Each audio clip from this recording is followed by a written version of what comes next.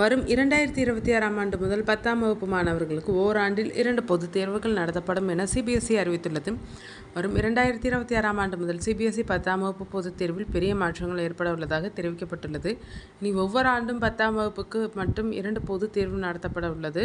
இதன் மூலம் தேர்வு அழுத்தத்தை குறைத்தல் மற்றும் மாணவர்கள் தங்கள் செயல்திறனை மேம்படுத்திக் கொள்ள மாணவர்கள் ஒரு வருடம் முழுவதும் காத்திருக்காமல் விரைவாகவே ஒரு வாய்ப்பை வழங்குதல் ஆகியவற்றை நோக்கமாக கொண்டுள்ளது. புதிய திட்டத்தின் கீழ் ஒவ்வொரு மாணவரும் பிப்ரவரி நடுப்பகுதியில் திட்டமிடப்பட்ட முதல் தேர்வை எழுத வேண்டும். அதே நேரத்தில் தங்கள் மதிப்பெண்களை மேம்படுத்த விரும்புவோர் அல்லது 3 பாடங்களில் குறைவாக மதிப்பெண் பெறுபவர்கள் மே மாதத்தில் 2வது தேர்வை எழுதலாம்.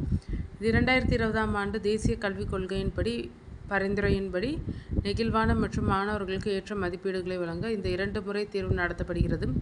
சிபிஎஸ்இ 10ஆம் வகுப்பு பொதுத் தேர்வுகள் வரும் 2026ஆம் ஆண்டு முதல் ஓராண்டுக்கு 2 முறை நடைபெறும். முதல் கட்டமாக கல்வியாண்டின் பிப்ரவரியிலும் 2ஆம் கட்டமாக கல்வியாண்டின் மே மாதத்திலும் நடைபெறும். முதல் தேர்வு அனைவரும் எழுத வேண்டும், அது கட்டாயம். 2ஆம் கட்ட தேர்வுகள் விருப்பத் தேர்வாகும். முதல் கட்டத்திற்கான முடிவுகள் ஏப்ரல் மாதத்தில் அறிவிக்கப்படும். மே மாதத்தில் எழுதப்படும் தேர்வுகள் 2ஆம் கட்ட முடிவுகள் ஜூன் மாதத்தில் வெளியிடப்படும். இது மாணவர்கள் தங்கள் மதிப்பெண்களை மேம்படுத்த வாய்ப்பளிக்கிறது. 2 தேர்வு கட்டங்களும் பொருந்தும் வகையில் கல்வியாண்டில் ஒருமுறை மட்டுமே உள்மதிப்பீடு தேர்வு நடத்தப்படும்.